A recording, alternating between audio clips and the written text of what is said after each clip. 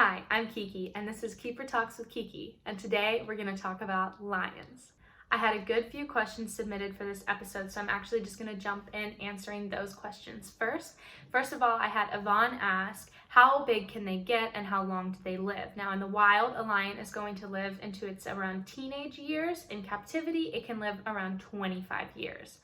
They also only get to around 300 pounds if they're a female, but closer to 400 pounds if they're a male. Yvonne, Amanda, and Leah all asked how many hours a day do they sleep. Now, lions sleep around 16 to 20 hours a day, which sounds crazy and also incredible.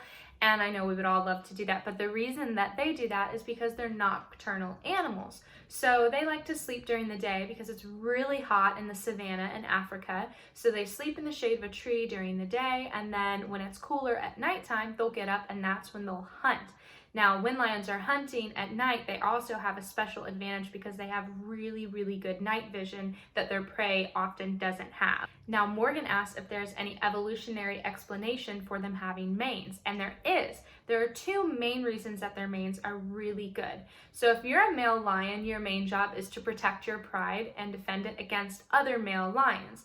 And you wind up getting in a lot of fights with other male lions because of that. So that huge mane of all this fur around your neck helps protect lions from being fatally injured when they're fighting with another male lion. So another male lion can try to attack them and bite at their neck and cause a serious injury, but all of that fluff and mane helps protect them from being killed in those fights.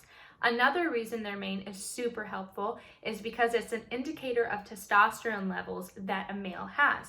So a darker mane is an indication of higher testosterone levels, and a lighter mane is an indicator of lower testosterone levels. So when a female is choosing her mate, she'll look for a male with a darker mane and be more likely to mate with him. He'll win more fights, he'll do a better job of protecting her cubs, and he'll also be less prone to disease, which is really, really good because you want your male to survive and protect you and your cubs. Malik asked if lions are always aggressive or if they're only aggressive when they have to be. And that's a difficult answer because lions are an apex predator. So pretty much anything they see as a potential meal because pretty much everything is in the savannah to them. So they're not necessarily aggressive. They're just ready to hunt because that's what they're designed for. But if you are a human and you're interacting with a lion, if you put it in a situation where it has to defend itself, it's definitely going to be aggressive.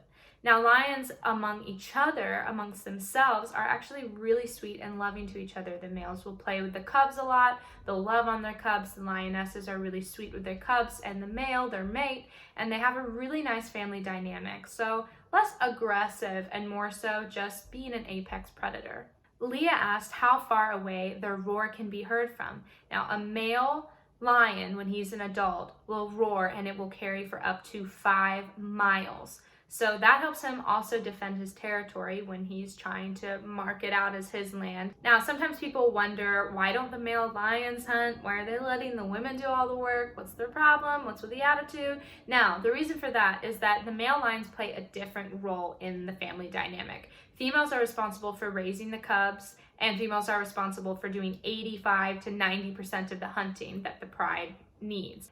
The male lion is responsible for protecting the female, her cubs, and his territory to make sure that no other male lion comes in. Because if another male lion comes in and takes over the pride, he'll actually try to kill all the cubs that were sired by the last male. So the males have a pretty tough job of fighting off all the other strong males, so they get to just come in and eat the meal when the females have hunted because they're contributing in a different way to the family.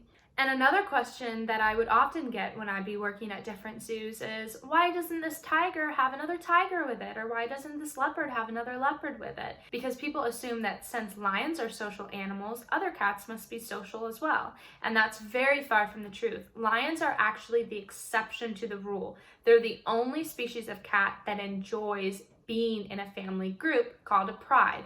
Now, in the wild, a pride of lions is normally 10 to 30 members. It's going to have typically one male lion that has all these females, around a dozen females that he breeds with, and then all of those young.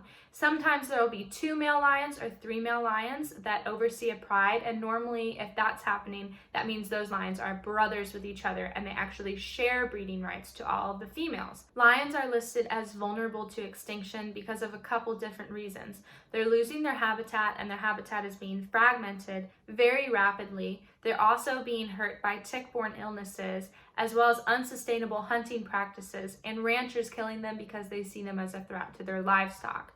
An awesome group that I encourage you to check out and support are Lion Guardians, and I'll leave their for their Instagram below in the caption here, so you can give them a follow and give them some support. They do a great job of going to locals in Africa and explaining to them the role that their local lion pride plays in the ecosystem, and then getting those locals jobs helping to protect those lions from trophy hunting or from unsustainable killing or anything like that. So they do a fantastic job of helping to protect lions. Thank you so much for watching today's episode of Keeper Talks with Kiki, and I'll catch you next time.